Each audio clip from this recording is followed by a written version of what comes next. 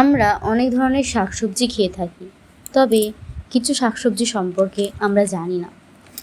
আর সেই শাকসবজি সম্পর্কেই আজকে আমরা জানব, যেগুলো অন্যান্য শাকসবজির থেকে একটু আলাদা। 1.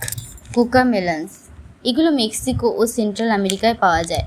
আঙুরের সাইজের হয় এবং দেখতে ছোট তরমুজের মতো। এই সবজির স্বাদ শসার মতো, তবে লেবুর মতো একটু টক ভাবও আছে। এতে প্রচুর পরিমাণে অ্যান্টিঅক্সিডেন্ট ও ভিটামিন সি আছে। পাকলেও এর রং বদলায় না, তাই যখন চাপ দিলে নরম মনে হয় তখনই তুলে নেওয়া হয়।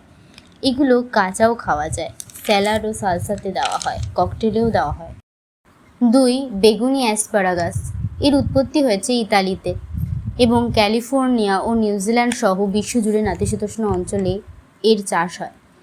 সবুজ অ্যাসপারাগাসের চেয়ে বেশি মিষ্টি, নরম ও পুষ্টিকর হয়। এগুলো রান্না করলে আবার সবুজ হয়ে যায়, অনেকটা টেস্ট হয় নাটের মতো। স্যালাডে খাওয়া যায়। এগুলো কম আঁশযুক্ত ও বেশি নরম হওয়ায় কাঁচাই খাওয়া যায়। এতে ভিটামিন সি, পটাশিয়াম ও অ্যান্টিঅক্সিডেন্ট আছে। 3. Summer squash. আমেরিকায় এর উৎপত্তি। এই সবজি এদের উজ্জ্বল হলুদ দেহ ও হালকা সবুজ ডগার জন্য পরিচিত।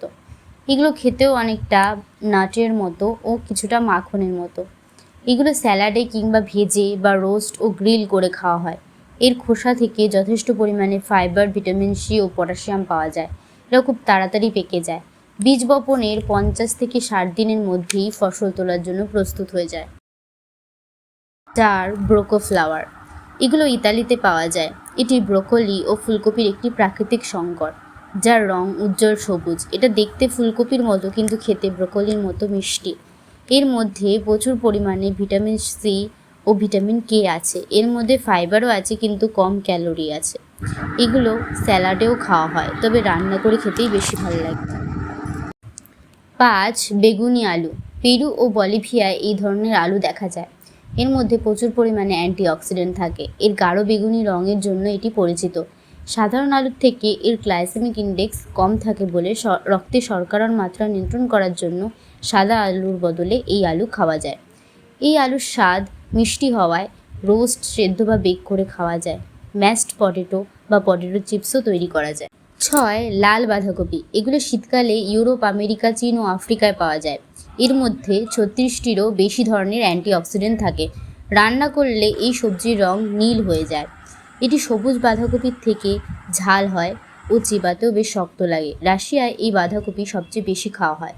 এই সবজি হৃদরোগের ঝুঁকি কমাতেও, খারাপ কোলেস্টেরল কমাতেও সাহায্য করে। 7. ওকা। এই সবজি পেরু, বলিভিয়া, চিলি, ইকুয়েডর ও কলম্বিয়াতে পাওয়া যায়। প্রায় 2800 থেকে 4100 মিটার উচ্চতায় জন্মায়। কাঁচা ওকা খেতে মচমচে ও লেবুর মতো টক, কিন্তু রান্না করলে এর স্বাদ হয় এমন যেন আলুর সাথে টক ক্রিম। পুরো গাছটাই খাওয়া যায়। গুরুত্বের দিক দিয়ে আলুর পরেই এর দ্বিতীয় স্থান। এর মধ্যে ভিটামিন সি ও অক্সালিক অ্যাসিড ভরপুর। 8. ডানাযুক্ত শিম। এদের শুঁটিগুলোর 4টি ডানার আকারের অংশ থাকে, যেগুলোর কিনারা ঢেউ খেলানো এবং এদের সহজেই চেনা যায়। এতে প্রচুর পরিমাণে protein, vitamin A, vitamin C, calcium ও আয়রন রয়েছে। এগুলো খেতে হালকা মিষ্টি হয়। এই শিমগুলো জলের সাথে ব্লেন্ড করে উচ্চ প্রোটিন দুধ তৈরি করা যায়। 9. স্যামফায়ার।